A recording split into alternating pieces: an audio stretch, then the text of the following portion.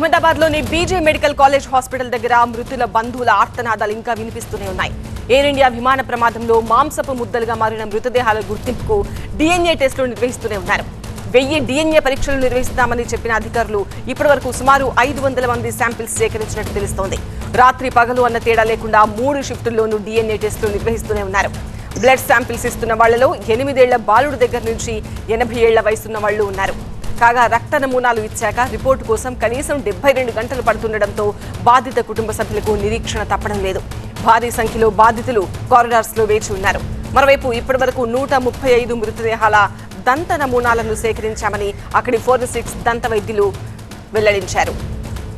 ఇటు మృతదేహాల అప్పగింతలో తీవ్ర జాప్యం జరుగుతుండడం మరింత బాధిస్తోంది. విమాన ప్రమాదంలో 274 మంది చనిపోగా ఇప్పటివరకు 7 మృతదేహాలను మాత్రమే గుర్తించి కుటుంబ సభ్యులకు అప్పగించారు. మరోవైపు పలువురు ఆసుపత్రుల్లో చికిత్స పొందుతున్నారు. అహ్మదాబాద్ నుంచి టీవీ9 చీఫ్ రిపోర్టర్ రాకేష్ మరింత సమాచారం అందిస్తారు. రాకేష్, ఇప్పటివరకు ఎన్ని మృతదేహాలకు పోస్ట్ మార్టం పూర్తయింది, ఎన్ని DNA టెస్టులు నిర్వహించారు, ఎప్పటిలోగా పూర్తవచ్చు? అహ్మదాబాద్ ఫ్లైట్ క్రాష్లో డెడ్ బాడీస్ని అప్పగించడం అనేది ఒక ఛాలెంజింగ్ టాస్క్గా మారింది. ఇప్పటివరకు ఇంతకు ముందు ప్రకటించినట్లుగా విమానయాన శాఖ ప్రకటించినట్లుగా 274 మంది చనిపోయినట్లుగా చెప్పారు. ఇప్పటివరకు 270 అని అందరూ అనుకున్నారు. కాస్త పెరిగింది. ఈరోజు ఇంకా 2 మృతుల సంఖ్య పెరిగింది. ఇంకొక డెడ్ బాడీ కూడా కొద్దిసేపటి క్రితం ఫ్లైట్ టేల్ అండ్ పాట్ దగ్గర దొరికింది. సో డెడ్ బాడీస్ అన్నిటికీ కూడా DNA టెస్ట్ చేస్తున్నారు. DNA టెస్ట్ ప్రొఫైల్ని క్రియేట్ చేస్తున్నారు. ఆ తర్వాత వాళ్ళ రిలేటివ్స్ని తీసుకొచ్చి ఆ రిలేటివ్స్ నుంచి కూడా DNA టెస్ట్ రిపోర్ట్ తీసుకుంటున్నారు. ఎవరైతే విదేశాల్లో ఉన్నారో వాళ్ళకు అవకాశం ఇచ్చారు.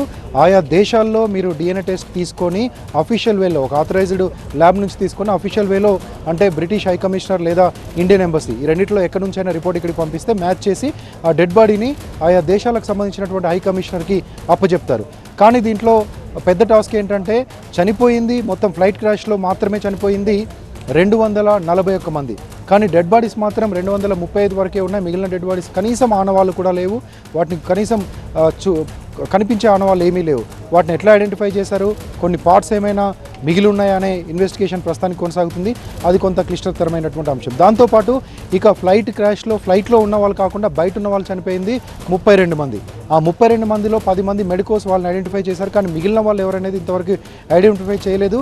ఒక 6గురిని మాత్రం నిన్న ఈ చుట్టుపక్కల ఉండే వాళ్ళుగా గుర్తించి వాళ్ళ డెడ్ బాడీస్ని ఆల్రెడీ డిస్పోజ్ చేశారు. ఆ డిస్పోజ్ చేసినటువంటి డెడ్ బాడీస్ని ఆల్రెడీ తీసుకెళ్లి అంత్యక్రియలు కూడా చేశారు. కానీ మిగిలిన వాళ్ళకి క్లైమ్స్ కూడా రావట్లేదు. దీంతోపాటు ఇదే మెడికల్ కాలేజీలో ఒక మెడికో మిస్ అయినట్లుగా కంప్లైంట్ ఉంది. అతను ఇప్పటివరకు కనిపించలేదు. ఇంకొక 2 మహిళలు స్కూటీపై వెళ్తూ వాళ్ళు కూడా ఇదే రూట్లో వెళ్తూ ఇప్పటివరకు ఆచూకీ తెలియట్లేదు.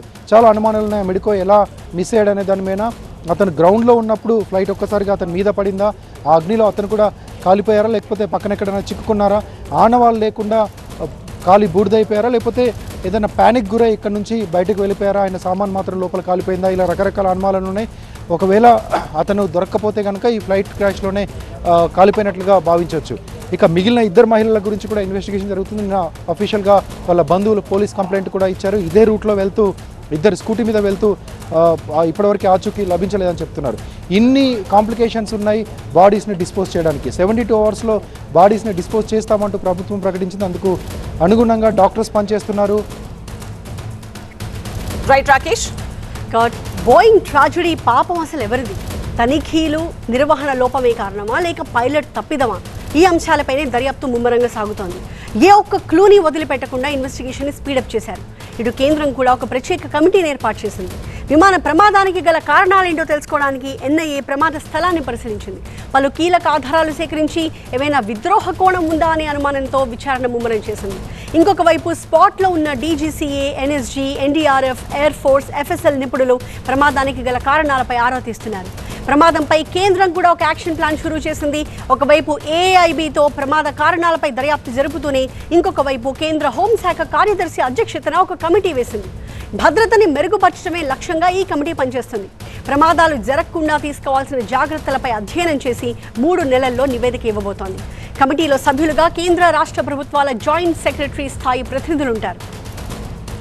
మా ప్రతినిధి గోపీకృష్ణ లైవ్ లో సిద్ధంగా ఉన్నారు. గోపీకృష్ణ, సాధారణంగా ఇలాంటి ప్రమాదాలు జరిగినప్పుడు ప్రాథమికంగా అధికారులు ఒక అంచనాకు వస్తారు, ప్రమాదానికి కారణం ఫలానా అయ్యుండొచ్చు అని.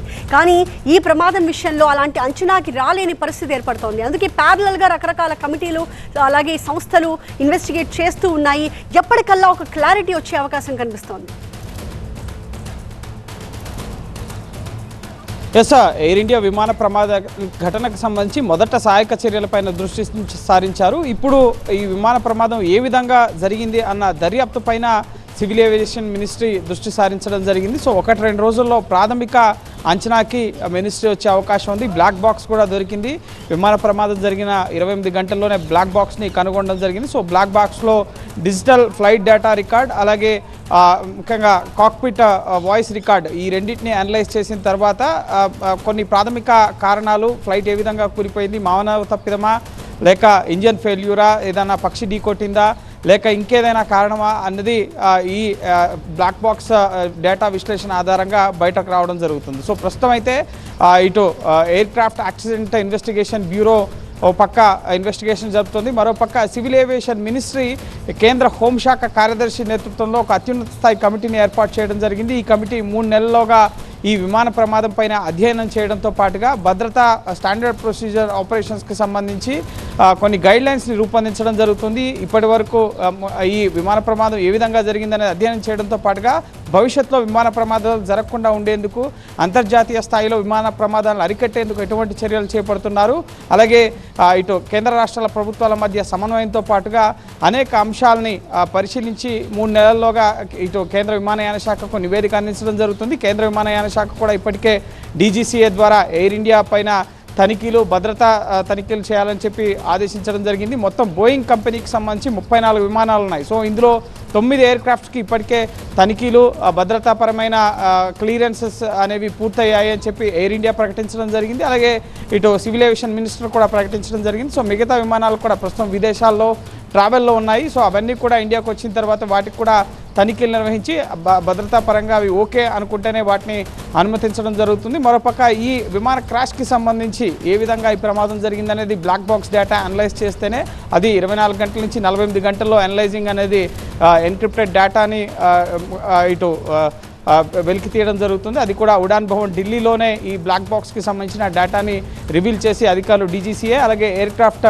యాక్సిడెంట్ ఇన్వెస్టిగేషన్ బ్యూరో అధికారులు దీన్ని అనలైజ్ చేయడం జరుగుతుంది. సో ప్రాథమికంగా ఈ ప్రమాదం ఏ విధంగా జరిగిందనేది మరో 24 గంటల నుంచి 48 గంటల్లో తెలిసే అవకాశం ఉంది. పూర్తి స్థాయి దర్యాప్తు NIA చేస్తోంది, ఫోరెన్సిక్ ల్యాబ్ అలాగే ఇతర బ్యూరోస్ కూడా ఈ ఘటన ఏ విధంగా జరిగింది అనేక కోణాల్లో ఇన్వెస్టిగేట్ చేస్తున్నామని చెప్పి కూడా ఇటు విమానయాన శాఖ మంత్రి ప్రకటించారు. కాబట్టి సో సమగ్ర నివేదిక రావాలంటే మాత్రం చాలా టైం పట్టే అవకాశం ఉంది. బేసిక్ ఎందుకు ఈ ప్రమాదం జరిగింది అనేది మాత్రం మరో 48 గంటల్లో ఒక ప్రాథమిక అంచనాకైతే వచ్చే అవకాశం ఉంది. Thank you Gopi. 585 లో థర్డ్ టాపిక్ చూద్దాం. కెనడాలో సోమవారం నుంచి G7 సదస్సు నిర్వహించనున్నారు. ఇరాన్ ఇజ్రాయెల్ యుద్ధ వేళ కీలక సమావేశం జరగనుంది. సదస్సుకి హాజరవుతున్నారు ప్రధాని మోదీ. G7 సదస్సుకి 6వసారి హాజరవుతున్నారు ప్రధాని మోదీ. ఉగ్రవాదం, ఇంధన రంగం తదితర అంశాలపై చర్చించే అవకాశం ఉన్నట్లుగా తెలుస్తోంది. ఆపరేషన్ సింధూర్ పై G7 సభ్య దేశాలకి వివరించే అవకాశం ఉంది. గాజా సంక్షోభం, ఇరాన్ ఇజ్రాయెల్ దేశాల మధ్య భీకర యుద్ధం జరుగుతున్న సమయంలో కెనడాలో G7 సదస్సు అందరి దృష్టిని ఆకర్షిస్తోంది. ప్రధాని మోదీ ఈ సమావేశానికి ప్రత్యేక అతిథిగా హాజరవుతున్నారు. ఆదివారం కెనడాతో పాటు క్రొయేషియా, సైప్రస్ దేశాల్లో పర్యటించేందుకు ఆయన బయలుదేరుతున్నారు. ఈ నెల 16, 17 తేదీల్లో కెనడాలోని కననాస్కిస్ లో G7 సదస్సు జరుగుతోంది. G7 సదస్సుకి మోదీ హాజరు కావడం ఇది 6వసారి. ఉగ్రవాదం, ఇంధన రంగం, పర్యావరణం, వాణిజ్యం తదితర అంశాలపై ప్రధాని మోదీ ఈ సమావేశంలో వివరిస్తారు. ఆపరేషన్ సింధూర్ పై సభ్య దేశాలకు వివరించే అవకాశాలున్నాయి. ఉగ్రవాదంపై ప్రపంచ దేశాలు ఏకం కావాలని మోదీ పదే పిలుపునిస్తున్నారు. ఈసారి G7 సదస్సుకి కెనడా ఆతిథ్యం ఇస్తోంది. ట్రూడో ప్రధానిగా ఉన్న సమయంలో భారత్ కెనడా దౌత్య సంబంధాలు తీవ్రంగా దెబ్బతిన్నాయి. కానీ కెనడా ప్రధాని పదవి పగ్గాలు చేపట్టిన తర్వాత మళ్లీ భారత్తో స్నేహంగా ఉంటున్నారు. G7 సదస్సుకి రావాలని కెన్నీ స్వయంగా ఆహ్వానించారు. మోదీ కెనడా పర్యటనలో 2 దేశాల మధ్య దౌత్య సంబంధాలు మరింత బలపడే అవకాశాలు కనిపిస్తున్నాయి. ప్రస్తుత అంశానికి సంబంధించి మనకి పూర్తి అప్డేట్స్ ఇవ్వడానికి మా అసోసియేట్ ఎడిటర్ మహాత్మా సిద్ధంగా ఉన్నారు. మహాత్మా, ఇప్పుడు జరుగుతున్న G7 సదస్సు భారత్కి చాలా ప్రత్యేకమని చెప్పవచ్చు. ఇంతకుముందు 6 పర్యాయాలు ప్రధాని నరేంద్ర మోదీ G7 సదస్సుకు హాజరయ్యారు. కానీ ఇప్పుడు ఆపరేషన్ సింధూర్ తర్వాత, పహల్గాం ఉగ్రదాడి తర్వాత జరుగుతున్న మొదటి సమావేశం కాబట్టి ప్రపంచ దేశాలందరికీ G7 వేదికగా తానేం చెప్పదలుచుకున్నారో చెప్పే అవకాశం ఉన్నది. దానికి తోడు కెనడాతో సత్సంబంధాలను మెరుగుపరుచుకోవడం, ఎందుకంటే అక్కడ ఖలిస్తానీ ఉగ్రవాది హర్దీప్ సింగ్ నిజ్జార్ హత్య తర్వాత ఆ దేశంతో భారత్కున్న సంబంధాలు దెబ్బతిన్నాయి. అవి ఒకానొక దశలో రెండు దేశాల్లోనూ దౌత్య కార్యాలయాల్లో సిబ్బందిని తగ్గించుకోవడం, వీసాలను రద్దు చేయడం వరకు కూడా వెళ్ళాయి. కానీ ఆ తర్వాత అక్కడ ప్రభుత్వం మారింది. మార్క్ కార్నీ ప్రధానిగా బాధ్యతలు చేపట్టిన తర్వాత వైఖరిలో మార్పు అన్నది వచ్చింది. అందుకే ఆయనే స్వయంగా భారత ప్రధాని నరేంద్ర మోదీకి ఫోన్ చేసి మరీ G7 సదస్సుకు ఆహ్వానించారు. G7 అన్నది ప్రపంచంలోనే అత్యంత శక్తివంతమైన, ఆర్థికంగాను సైనిక పరంగాను శక్తివంతమైన దేశాల కూటమి. ఇందులో ఒక చైనా, రష్యాను మినహాయిస్తే మిగతావన్నీ కూడా బలమైన దేశాలు. అంటే 7 దేశాల కూటమి ఇది. అందులో America, Canada, Britain, France, Germany, Italy, Japan, ఈ 7 దేశాల కూటమి. ఆతిథ్య దేశం ఎవరైతే ఉంటారో వారు తమకు నచ్చిన దేశాలని ఈ G7 కూటమి సదస్సుకి ఆహ్వానిస్తూ ఉంటారు. ఈసారి ఆతిథ్యం ఇస్తున్నది కెనడా ఈసారి భారత్ని ఆహ్వానించింది. గతంలో ఆతిథ్యం ఇచ్చిన G7 సభ్య దేశాలు సైతం భారత్ని వరుసగా ఆహ్వానిస్తూ వచ్చాయి. భారత్ ప్రపంచంలోనే జనాభాలో అత్యంత పెద్ద దేశం ఇది. అట్ ద సేమ్ టైం ఆర్థిక వ్యవస్థలో 4వ స్థానానికి ఎగబాకి బలమైన ఆర్థిక వ్యవస్థగా కూడా ఉంది. అటువంటి భారత్ని విస్మరించి G7 సదస్సుని నిర్వహించడం కూడా అది అంటే వాళ్ళు ప్రపంచంలో చైనా నుంచి అనేక రకాలుగా థ్రెట్ ఎదుర్కొంటున్నారు. రష్యాతో కూడా ఈ G7 సభ్య దేశాలకి థ్రెట్ ఉంది. అటువంటిప్పుడు భారత్ ద్వారా, భారత్తో ట్రేడ్ పరంగా చూసిన వాణిజ్యం, ఎకానమీ, ఇంకా అనేక రంగాల్లో భారత్లో అపారమైన మేధో సంపద ఉంది, ఇంజనీరింగ్ నిపుణులు ఉన్నారు, మానవ వనరులు ఉన్నాయి. సో వీటన్నిటిని దృష్టిలో పెట్టుకుని భారత్ను ఆహ్వానించిందని చెప్పవచ్చు. భారతదేశానికి ఇది ఒక ఉత్తమమైన వేదిక. ఈ ఆపరేషన్ సింధూర్ తర్వాత పాకిస్తాన్ వైఖరిని ఎండగట్టడంలోనూ, అలాగే ఉగ్రవాదానికి వ్యతిరేకంగా ఇట్లాంటి పవర్ఫుల్ నేషన్స్ అన్నిటినీ ఏకతాటి మీదకి తేవడంలో కూడా ఇది ఒక మంచి అవకాశంగా భావిస్తున్నారు.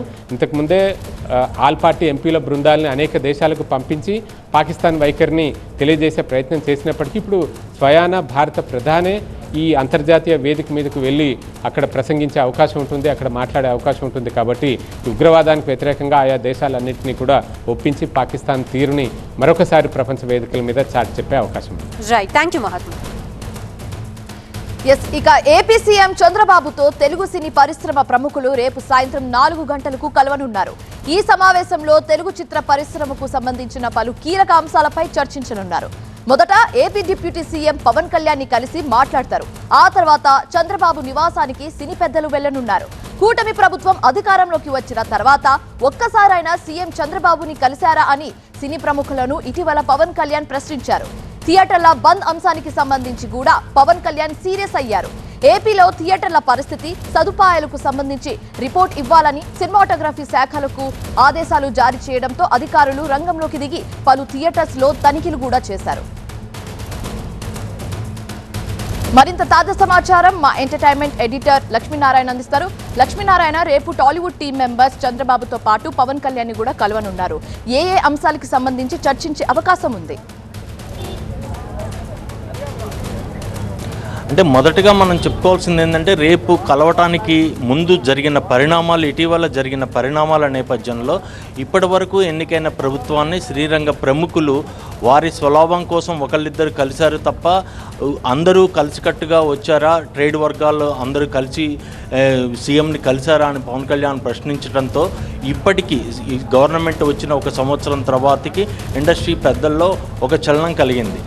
దీనికి అనుగుణంగానే రేపు దాదాపు ఒక 50 మందికి పైగా ప్రముఖ హీరోలు, దర్శకులు, నిర్మాతలు అందరూ సీఎంని కలవటం, సీఎం కలవడిసే ముందు డిప్యూటీ సీఎం పవన్ కళ్యాణ్తో ఒక ఐఫైటీ ఏర్పాటు చేసి దానికి అనుగుణంగానే కలిసి ఇది కేవలం మర్యాదపూర్వకంగా భేటీ మాత్రమే అనుకోవచ్చు. మాకు ఇలాంటి అవసరాలు ఉంటాయి భవిష్యత్తులో కానీ ఇప్పుడు కానీ, దానికి మీరు కోఆపరేట్ చేయాలి. మీకు మీ గవర్నమెంట్కి సంబంధించిన ఎలాంటి ప్రకటనలు కానీ ఎలాంటి అవసరాలకు కానీ ఇండస్ట్రీ కూడా మీకు ఎండుదనుగా ఉంటుంది అని చెప్పడం కోసమే కేవలం ఇది మర్యాదపూర్వక భేటీగా మనం చెప్పుకోవచ్చు. అయితే ఇండస్ట్రీలో ఎవరెవరు ఏ హీరోలు వెళ్తున్నారు, ఎవరు వెళ్తున్నారు అనేది ఇప్పటివరకు ఒక 58 మంది నిర్మాతలు, దర్శకులు, డైరెక్టర్లు లిస్ట్ ఒకటి రూపొందించారు. కానీ రేపు ఎంతమంది అక్కడికి చేరుకుంటారు, ఏ అంశాలు చర్చిస్తారు అనేది మాత్రం కొద్దిగా తెలియాల్సి ఉంది. అంటే ప్రముఖంగా ఇక్కడ అంశాలు చర్చించడం, వీళ్ళ సమస్యల్ని విన్నవించుకోవడం కాకుండా మర్యాదపూర్వకంగా కలవడం కోసమే ఈ భేటీ ఏర్పాటు చేస్తున్నట్టుగా మనకు తెలుస్తోంది. Right, thank you Lakshminarayana. ఇక తెలంగాణ ప్రభుత్వం ప్రతిష్టాత్మకంగా నిర్వహిస్తున్న గద్దర్ సినీ అవార్డు ప్రధానోత్సవం కాసేపట్లో హైటెక్స్ లో అంగరంగ వైభవంగా జరగబోతోంది. ఈ కార్యక్రమంలో CM Revanth Reddy, deputy CM Bhatti Vikramarka, cinematography మంత్రి కోమటిరెడ్డి వెంకటరెడ్డితో పాటు పలువురు మంత్రులు, ఉన్నతాధికారులు, చలనచిత్ర రంగ ప్రముఖులు పాల్గొనున్నారు. సినీ రంగ ప్రముఖులు తెలంగాణ ప్రభుత్వం అందించనున్న గద్దర్ ఫిల్మ్ అవార్డులను అందుకోనున్నారు. గద్దర్ అవార్డుల ప్రధానోత్సవానికి తెలంగాణ ఫిల్మ్ డెవలప్మెంట్ కార్పొరేషన్ భారీ ఏర్పాట్లు చేసింది. ఇటీవలే మురళీమోహన్ సారథ్యంలోని జ్యూరీ 2014 నుంచి 2023 వరకు ఉత్తమ చిత్రాలను, 2024 సంవత్సరానికి అన్ని విభాగాలకు గద్దర్ అవార్డును ప్రకటించింది. 2024కి గాను ఉత్తమ చిత్రంగా ప్రభాస్ నటించిన కల్కి ఎంపికైంది. పుష్ప 2 చిత్రానికి ఉత్తమ నటుడిగా అల్లు అర్జున్కి అవార్డు దక్కింది. 35 చిన్న కథ కాదు చిత్రానికి ఉత్తమ నటిగా నివేదా థామస్ ఎంపికయ్యారు. ఇక ఉత్తమ చిత్రాలు, ఉత్తమ నటీనటులతో పాటు వివిధ విభాగాలకు తెలంగాణ ప్రభుత్వం మొత్తం 73 గద్దర్ అవార్డులు అందించనుంది. ఒక్కో ఉత్తమ చిత్రానికి 10 లక్షల రూపాయల నగదుతో పాటు మెమెంటో ఇవ్వనుంది. ద్వితీయ ఉత్తమ చిత్రానికి 7 లక్షలు, తృతీయ ఉత్తమ చిత్రానికి 5 లక్షల రూపాయలతో పాటు మెమెంటో అందించనుంది. మొత్తం 11 ఉత్తమ చిత్రాలకు గద్దర్ అవార్డులు ప్రదానం చేయనుంది. మా సీనియర్ న్యూస్ ప్రెజెంటర్ నీలిమ మరింత సమాచారం అందిస్తారు. నీలిమ, 14 ఏళ్ల తర్వాత జరుగుతున్న ప్రతిష్టాత్మక కార్యక్రమం ఇది. మరి ది బెస్ట్ హీరోగా ఎంపికైన అల్లు అర్జున్ నుండి ఆ స్పెషల్ గెస్ట్ గా రానున్న రేవంత్ రెడ్డి వరకు వీళ్ళందరూ వెన్యూకి ఎప్పుడు చేరుకోబోతున్నారు? మరికాసేపట్లోనే ఈవెంట్ స్టార్ట్ కాబోతోంది పూర్ణిమ. మరికాసేపట్లో వాళ్ళు వచ్చే అవకాశం కనిపిస్తోంది. తెలంగాణ గద్దర్ ఫిల్మ్ అవార్డ్స్కి సంబంధించి ఈవెంట్ హైదరాబాద్ హైటెక్స్లో జరుగుతోంది. ప్రస్తుతం నేను అక్కడే ఉన్నాను. చాలా సందడిగా వాతావరణం కనిపిస్తుంది. కాస్త ఎండగా ఉంది, ఇబ్బంది పెడుతున్నప్పటికీ కూడా చాలా మంది ఇప్పటికి చేరుకుంటూ ఉన్నారు. ఒక్కొక్కరుగా వస్తున్న దృశ్యాలు మీరు చూస్తున్నారు. ఇదే రెడ్ కార్పెట్ మీద నుంచి వాళ్ళంతా నడుచుకుని వెళ్ళబోతున్నారు. 10 ఏళ్ల తర్వాత 2014 నుంచి 2023 వరకు ఉన్న ఒక్కొక్క సంవత్సరంలో ఉన్నటువంటి బెస్ట్ 3 ఫిల్మ్స్కి అవార్డ్స్ ఇస్తారు. అలాగే 2023, 2024 సంవత్సరానికి సంబంధించి ప్రతి కేటగిరీలోనూ అవార్డులు అందుకోబోతున్నారు. బెస్ట్ యాక్టర్, బెస్ట్ యాక్ట్రెసెస్, అలానే మ్యూజిక్ డైరెక్టర్, అలానే సహాయ నటుడు, హాస్య నటుడు, అలానే ఆల్ ది డిపార్ట్మెంట్స్ వాళ్ళు కాస్ట్యూమ్స్ డిజైనర్ అవ్వచ్చు, మేకప్ ఆర్టిస్ట్ అయి ఉండొచ్చు, కొరియోగ్రాఫర్ అవ్వచ్చు, ఆల్ డిపార్ట్మెంట్స్కి ఇవ్వబోతున్నారు. బెస్ట్ ఫిలిం ఏంటి అంటే కల్కి 2898 ఏడీకి బెస్ట్ ఫిల్మ్ అవార్డు వచ్చింది. ఆ తర్వాత పొట్టేల్, ఆ తర్వాత లక్కీ భాస్కర్ అవార్డు సినిమాకి ఇవ్వబోతున్నారు. అలాగే బెస్ట్ డైరెక్టర్గా నాగశ్విన్ అందుకోబోతున్నారు కల్కి 2898 ఏడీకి సంబంధించి. అలానే best actor award Allu Arjun receive చేసుకోబోతున్నారు పుష్ప 2కి సంబంధించి. సో అల్లు అర్జున్ ఏం మాట్లాడతారో అనే క్యూరియాసిటీ అందులోనే కనిపిస్తోంది. పుష్ప 2 ఈవెంట్ ఆ రిలీజ్ తర్వాత ఒక అన్ఫార్చునేట్ ఇన్సిడెంట్ తర్వాత ఆయన మళ్ళీ ఒక పెద్ద డయాస్ మీద కనిపించబోతున్నారు. సో ఆయన ఏం మాట్లాడతారు అని. అండ్ స్పెషల్ అట్రాక్షన్ ఏంటంటే అందరూ కూడా ఈగర్గా వెయిట్ చేస్తున్నారు ఏంటి, ఫిల్మ్ ఇండస్ట్రీకి సంబంధించి 4 పిల్లర్స్ గా భావించేటువంటి Chiranjeevi, megastar Chiranjeevi, Balakrishna and victory Venkatesh, Nagarjuna వీళ్ళందరూ కూడా ఒకే వేదిక మీద కనిపించబోతున్నారు. సో వాళ్ళందరి గ్రూప్ పిక్ తీసుకోవాలని ఫ్యాన్స్ అంతా ఈగర్గా వెయిట్ చేస్తున్నారు. అండ్ ఆల్సో చాలా లైవ్ పర్ఫార్మెన్సెస్ కూడా ఉన్నాయి. తమ లైవ్ పర్ఫార్మెన్స్ ఉండబోతోంది, అట్రాక్టివ్గా ఉండబోతుంది. అండ్ చాలా అవార్డ్స్ ఇవ్వబోతున్నామని మనం మాట్లాడుకున్నాం కదా, వాటిలో స్పెషల్ అవార్డ్స్ కూడా ఉన్నాయి. 6 ఇవ్వబోతున్నారు. నందమూరి బాలకృష్ణ గారు, అలానే మణిరత్నం, శ్రీ సుకుమార్ గారు అండ్ విజయ్ దేవరకొండ కూడా తీసుకోబోతున్నారు. యండమూరి వీరేంద్రనాథ్ గారు తీసుకోబోతున్నారు. సో 6 అవార్డ్స్ ఇవ్వబోతున్నారు కదా. ఈ 6 అవార్డ్స్కి 10 లక్షల రివార్డ్ కూడా ఉండబోతోంది. అవార్డు ఎలా ఉండబోతుందో మీరు అక్కడ చూడొచ్చు. అక్కడ సో ఒక హ్యాండ్ లిఫ్ట్ చేసి ఒక పట్టుకున్నట్టుగా కనిపిస్తోంది. ఇలానే ఉండబోతుంది గద్దర్ అవార్డు. ఇంతకు ముందు ప్రతి సంవత్సరం కూడా రాష్ట్ర ప్రభుత్వము కవులు కళాకారులకి అవార్డు ఇస్తూ వస్తూ ఉండేది. కానీ ఎప్పుడెప్పుడో కిరణ్ కుమార్ రెడ్డి ప్రభుత్వంలో నంది అవార్డుల ప్రదానం జరిగింది. ఆ తర్వాత మళ్ళీ ఇప్పుడు రేవంత్ రెడ్డి ముఖ్యమంత్రిగా ఉన్న సమయంలో ఇప్పుడు జరుగుతోంది ఈ అవార్డు ప్రదానోత్సవం. సో చాలా ఈగర్గా, చాలా ప్రెస్టీజియస్గా నిర్వహిస్తూ వస్తున్నారు. నంది అవార్డుని పేరు మార్చి గద్దర్గా ఇస్తున్నారు. ఎందుకంటే ప్రజా గాయకుడు, అలానే తెలంగాణ ఉద్యమంలో చాలా కీలకంగా వ్యవహరించారు కాబట్టి ఆయన పేరుతో అవార్డులు ఇవ్వాలని రాష్ట్ర ప్రభుత్వం భావించింది. ఈ నేపథ్యంలోనే చాలా ప్రెస్టీజియస్గా నిర్వహిస్తున్నారు. ఎస్ నీలిమ.